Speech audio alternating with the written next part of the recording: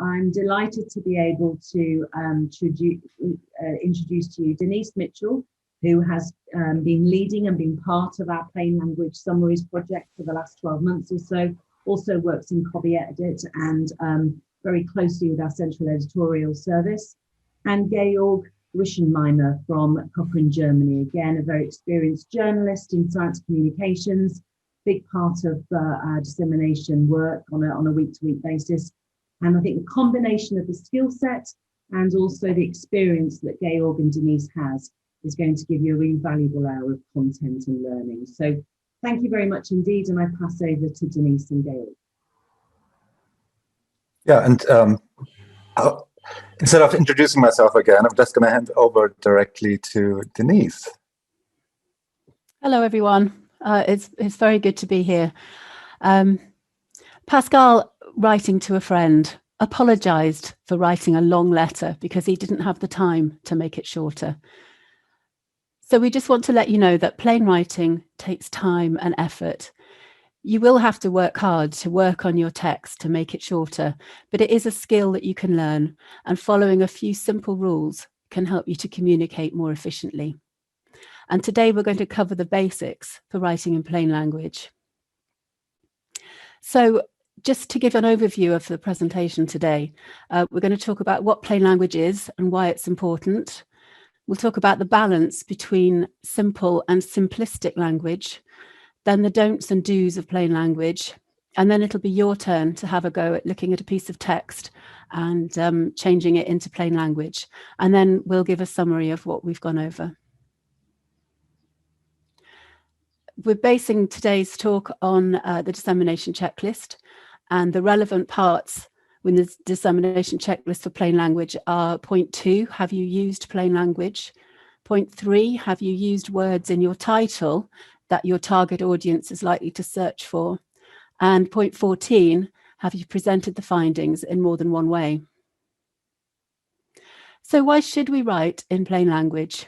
Well, Strategy to 2020's goal 2 was to make Cochrane evidence accessible and useful to everybody, everywhere in the world. So that means that everybody should be able to understand our evidence, and we should present it in a way that is most useful to our readers. Okay, so what is plain language? What do we mean? So there's a Cambridge professor of English called Arthur Quiller-Couch, and he defined the difference between complicated and plain language as he was conveyed to his place of residence in an intoxicated condition compared to they carried him home drunk. And I think that really illustrates what the difference is. Good writing is clear, it's concise, and it's well organized. So what you have to do is ask yourself, what is your writing about? Who are you writing for? And is it easy for your audience to understand? And always remember that even experts don't enjoy long, complicated sentences. If you think yourself, if you're tired or you're busy, you haven't got time to read great, long, complicated sentences. You just want everything set out really simply. And here's the Venn diagram of the fine balance of plain language. So on the left, you can oversimplify things. And if you oversimplify, then you're at risk of dumbing down, and you can be too vague and inaccurate, and your reader might feel that you're insulting them. On the other hand, if what you write is too complicated, if it's just packed full of jargon and acronyms with long words and sentences, you run the risk of being completely incomprehensible, and your reader might feel shut out and that it's not for them, and they won't carry on reading. Randall Munroe was a NASA physicist who built robots for NASA. And he said, I've spent a lot of my life worried that people will think I don't know enough. Sometimes that worry has made me use big words when I don't need to. And Randall Munroe left NASA to draw comics on the internet and to write books. And one of the books he wrote was called A Thing Explainer. And he used pictures and the 1,000 or the 1,000 most common words in English to explain very complicated things like nuclear power stations or the internal combustion engine or the human body. And you can see here that the words in red on the left-hand side don't make the top 100 most common words, and he's had to use odd constructions to represent them. So this shows that you don't have to limit yourself to really simple language. Lots of very common, easily understood words are not in the top 100. Sometimes only the right word will do. So you should use the right word, and it's very likely that your reader will understand you. And if you think there's a chance they won't understand you, then you can explain it. And this also illustrates the danger of following rules too strictly.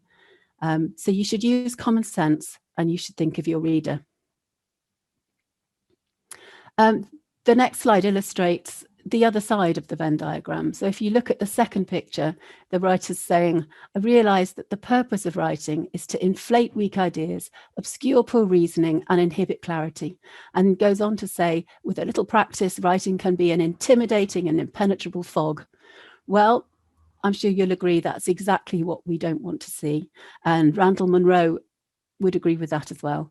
So don't go too simple and don't go too complicated. And as Einstein said, or possibly not Einstein, possibly Richard Feynman, all of the ideas that we talk about should be able to be expressed in a simple way. And it's really important that everything should be as simple as it can be, yet no simpler. So what does this mean on the word level? Well, it's important to avoid jargon. Excuse me. All organisations and professions have their own sets of language that they use, their own jargon, and everyone within the group knows what they mean. But your reader will feel excluded if they don't understand it. So if possible, you should avoid jargon, particularly systematic review jargon like risk of bias and certainty of evidence, unless you think that your audience will understand you. So, for example, instead of saying randomized controlled trial, you could say study. Instead of talking about participants, just talk about people with a particular condition, or children or women or men. Don't talk about an intervention or an outcome. Use the name of the intervention or the name of the outcome. Be careful with acronyms. Just like jargon, acronyms are rife within various organisations. If you think of Cochrane, we have EMD, CET, CRG, PLS, ROB, RCT, it goes on. And they can be a very useful shortcut, but you should only use them if you think it will make it easier for your reader to understand what you're saying. So don't use anything that is very likely to be unknown, or use them only if you think that writing everything out in full will be cumbersome. If you have to use them, then write the phrase in full the first time and follow the acronym immediately in brackets. So for example, write intensive care unit followed by ICU in brackets. And again, if you have to use them, write them consistently throughout your document. So make sure that you don't jumble up lowercase and uppercase letters sometimes, or sometimes add full stops. And also, acronyms might mean different things to different people. Cochrane authors like to use SAE to abbreviate serious adverse events. But for me, SAE always means stamped addressed envelope. So I find that quite off-putting. If you can't avoid technical terms, then you should explain them. Particularly common medical terms, don't assume that everybody understands what they mean. For example, you could explain acute condition or chronic condition, subcutaneous, intravenous, things like that. But also remember, plain language doesn't always mean lay language, but it has to be appropriate for your target audience. And sometimes it can be tricky to know if what you're writing is plain enough. Plain language and journalism aims at a reading age of about 11 years old. And there are various readability scores and tools that you can use to check this, which Georg will talk about later. And if you're still in doubt, you can have a look at patient organisation websites to see what kind of terminology they use. And if they use the same words as you, it's likely that they're simple enough for your audience to understand. And you can also show your writing to non-experts, and they'll likely tell you whether or not what you're using is is okay. And then this shows how you can tailor what you write to different audiences. So for example, in the top example, this is for a lay audience, and the babies are thought to be very big. Whereas underneath a specialist audience of midwives, you can use the technical term and not worry that they won't understand. So here you talk about fetal macrosomia. And I'm going to hand over to Georg now. Okay, so Denise can have a glass of water, a sip of water. I have one here in case I need it. Hello. So this was the. Thank you, Denise, for your part of the talk.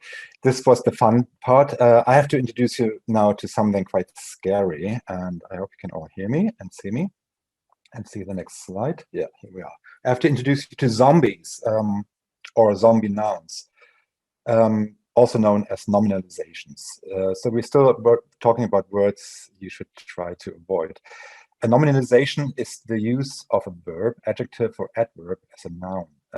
So the word nominalization itself is a nominalization. They're not always bad, but the American writer, oops, sorry, back to the right slide. Helen Swart, American writer Helen Swart, coined the term zombie words. And why she doesn't like them is exemplified in this red sentence here. The proliferation of nominalizations in a discursive formation may be an indication for a tendency towards pomposity and abstraction. So in Helen Swart's opinion, nominalizations tend to cannibalize active verbs. They suck the lifeblood from adjectives, and they substitute abstract entities for human beings. It's a language we're quite used to from entities like the HRMC. Unlike real zombies, if they exist, it's pretty easy to steer away from zombie words and zombie nouns. All you have to do is try to use powerful verbs, like don't use have and be, those are considered weak verbs. But powerful real verbs and clear nouns instead. And you can easily turn that red sentence into the nearly identical from the meaning, nearly identical sentence. Writers who overload the sentences with nominalizations tend to sound pompous and abstract. As you might realize, this sentence with the same content is also quite a bit shorter than the one above, so you're saving some space too. There's still a nominalization in this green sentence, and that also indicates that they can be quite useful. So nominalizations are often used to convey an abstract concept in just one word, if you don't want to waste a lot of space and a lot of words. But in general, it's a good rule to keep away from them because they tend to be just undead words. And there's a few more examples of these. I think it's very widespread in any kind of academic writing or government writing. And these examples come from the science healthcare area. So the scientists conducted an investigation of, you could easily express like, the scientists investigated X, Y, Z. Or two authors undertook data extraction. Why not just say two authors extracted data? Or there is a necessity for this execution of more studies. That's a very Cochrane sentence. You could just say, we need more studies to show this and that. So after all, the goal of this module is the identification of stylistic weaknesses. But you could also say, in this module, we want to identify bad style and do something about it. So this is one way of sucking the life out of your writing, but if that's what you want, but there are more ways of doing so. So I'm going to show you some more examples of what you should try to steer away from. And one of them is also very popular is the constant use of the passive voice. So what's the difference between the active voice and the passive voice? In the active voice, the subject acts. In the passive voice, the subject is being acted upon. And both of that can be fine, as we're going to see later. But in general, the active voice has an advantage because it clarifies who did what. And it tends to sound more personal, less wordy, more appealing and readable. And the passive voice, on the contrary, is more complex. It sounds formal and weak. So let's have a couple of examples so you know what I'm talking about. A comparison of the effects was made by Smith. you could easily say Smith compared the effects. Or databases were searched for studies. You can turn it into research databases for studies. And the second example also shows how the passive allows to obscure who the actor is. So databases were searched, but you don't really talk about who did the job. Well, in the green example, you do. We did it. All right, like with all the rules we're talking about here, they are not strict rules. It's always just something to keep in the back of your mind. And with all the other rules here too, they are good. They're good spots to use the passive voice actually. So you should only avoid it unless you need it. And the passive can be a better choice in a few examples, in a few cases. One example is if you want to keep the main actor in focus. So in the example, the symptoms are influenced by blood glucose. You have a passive construction. But actually, this might be good if your paragraph is all about symptoms and glucose is just like a little side note to it. Then it can be helpful to use the passive because you're keeping the symptoms in focus in the beginning of the sentence. The sentence starts off with the symptoms and not the glucose. Another example where the passive can be used, that makes sense, is if your actor is not that important or if you don't even know who the actor is, just like in all my cookies have been eaten. You would like to know who did it, but you don't. So again, the rule of thumb is most passive voices are unnecessary, but if you do have a good reason to use them, then you should use them with intention. And if you're not quite sure, then in most cases, it's probably better to replace them with an active construction. So that caveat that rules are there to be broken is also true for the next one, which is when you catch an adjective, kill it. It's a quote by Mark Twain, also attributed, maybe some else. It's not often not quite clear if he said it or not. Why is that? So my daughter in grade 8 just learned that she should use adjectives in a description text because it gives more life to the description.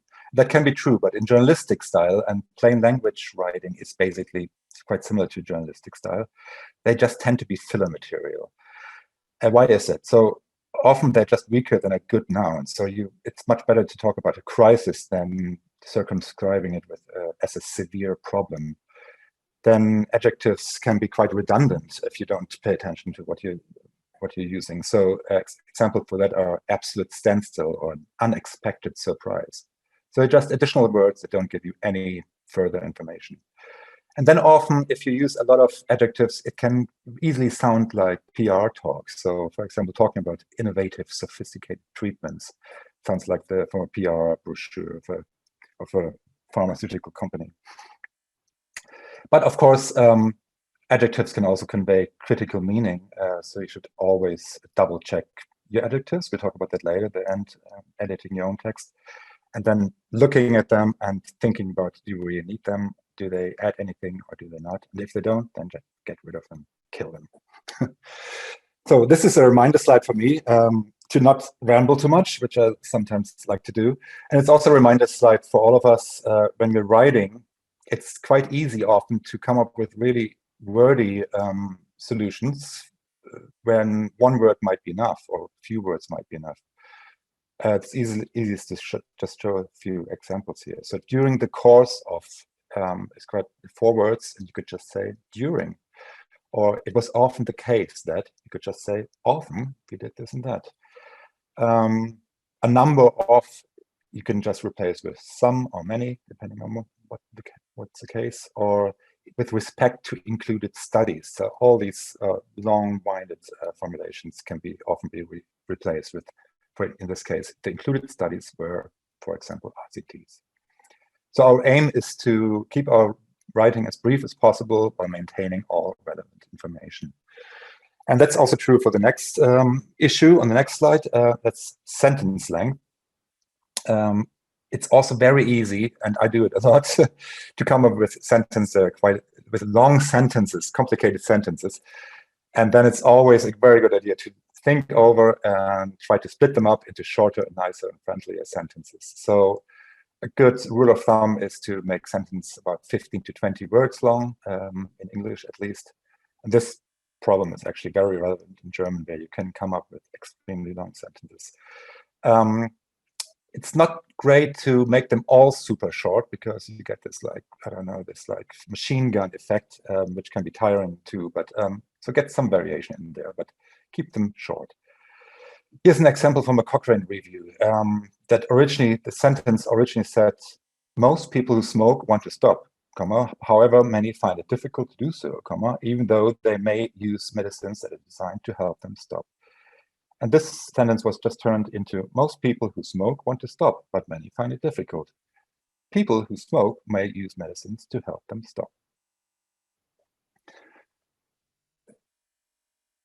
So we traveled from the word level, talking about jargon and normalizations, to the sentence level, talking about active and passive construction, sentence length.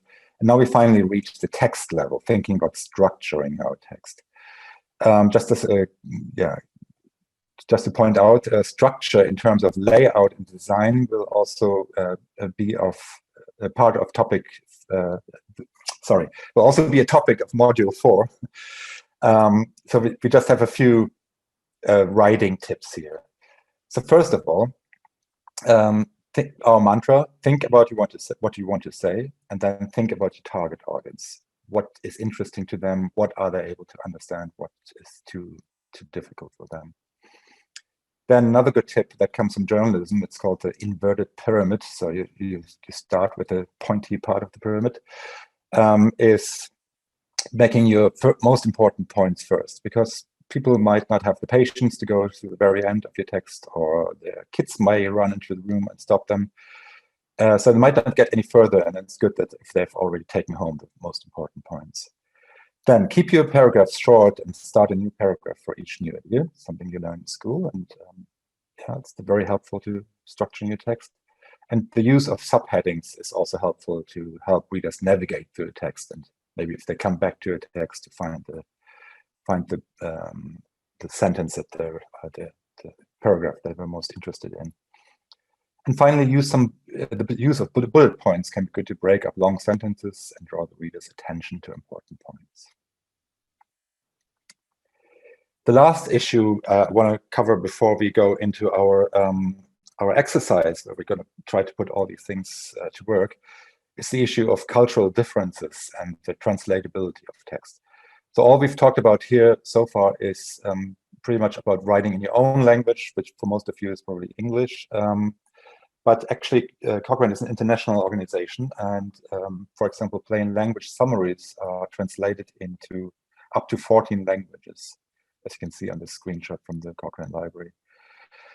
So there are a bunch of issues you should think about just to make sure that your text can also be translated into a different language. And I'm not an expert on this, but we have an expert in Cochrane. And so we asked Juliane Reed, who's also here in Freiburg with me, former Cochrane translations coordinator, for her tips about communicating with an international audience.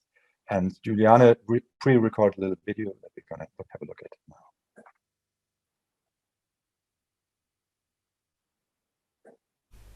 If you are writing for an international audience, it's important to remember that there could be cultural and regional differences that you should take into account.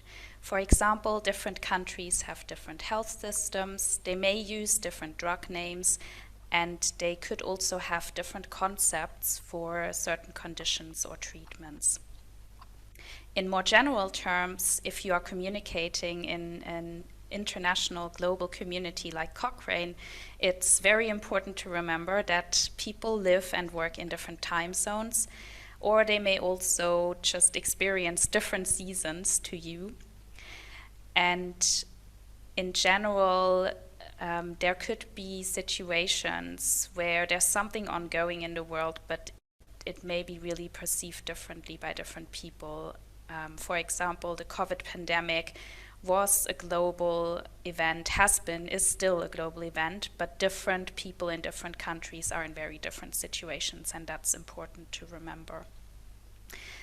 And finally, just any cultural or regional references are to be treated with care, because even if you think that something is well known and very popular, it may not be the case in every country, be it a celebrity or social media apps.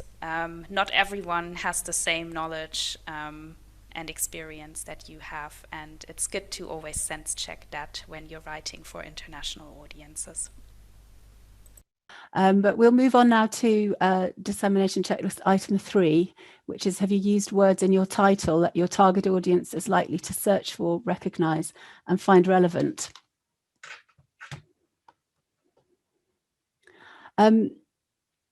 We suggest that if your title's very complicated, as it was in the piece of writing that we just saw, it's a good idea to try and rewrite it in plain language so that people understand it.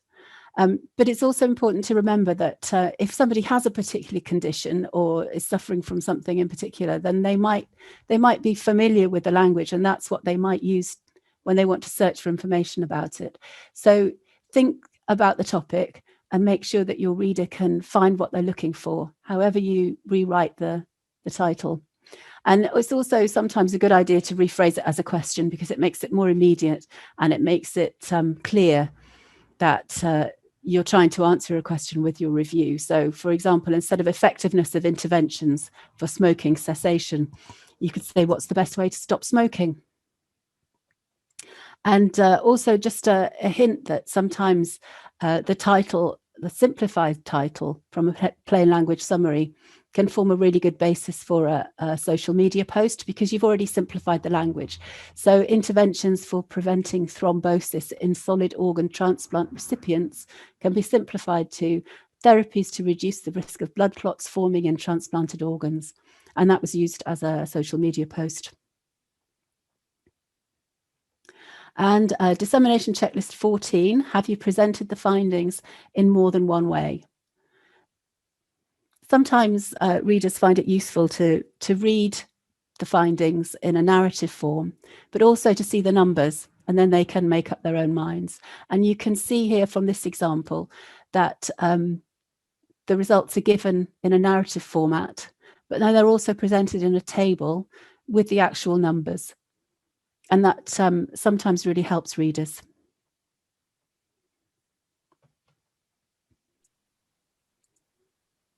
I'll hand you back to Georg again now. Yeah, here I am. All right.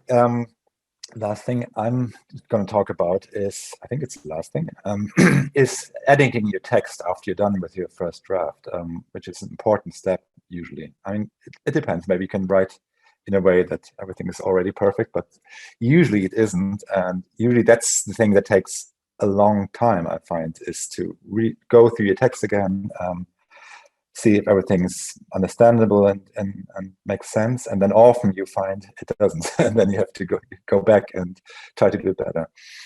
And the main tip I can give for that from many years of practice is take a little break, because usually, especially if you sleep over it, then the next morning you will suddenly, these things are going to pop into your eyes that you didn't see the night before when you were working on it. So it really helps to identify the weak things in your draft.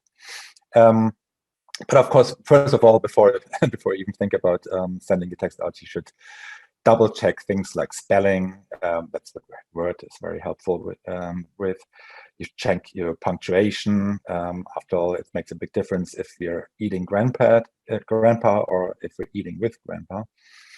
And double check all the things we've talked about. So see if there are examples of jargon or normalizations left, if the sentence length is all right, if you use passive voice, not too, use some of it, but not too much. If your structure makes sense, if you have like a red thread going through the whole thing. And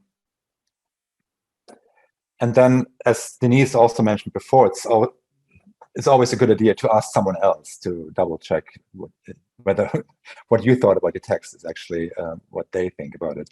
So ask someone else to read through it and suggest improvement. And this could be all kinds of people. For example, it could be someone with a special interest in the review topic. For example, you could show it to a patient if you have access to one, or carer.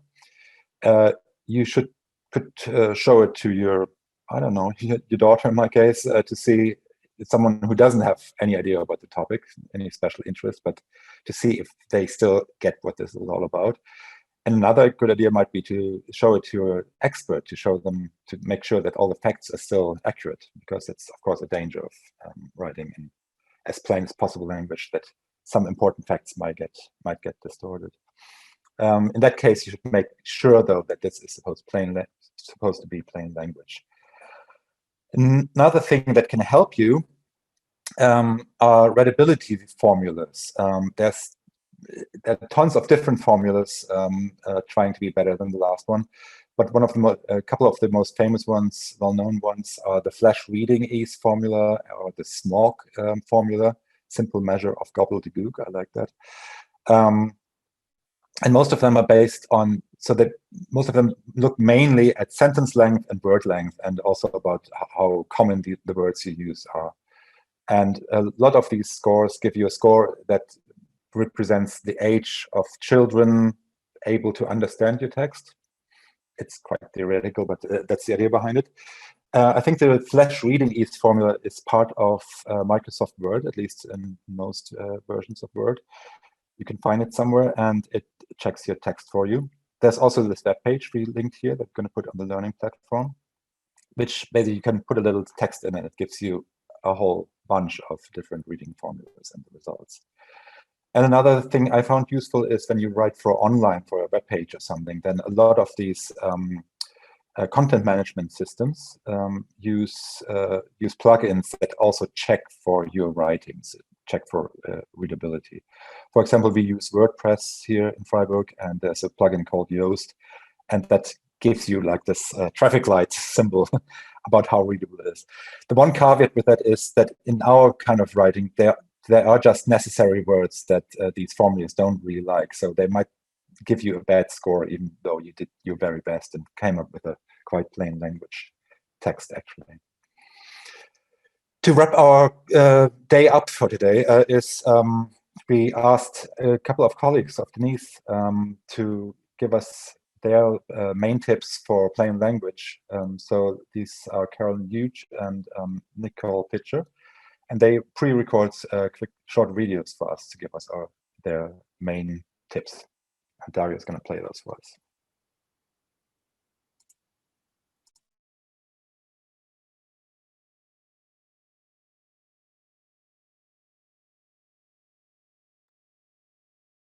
Before you start writing, plan.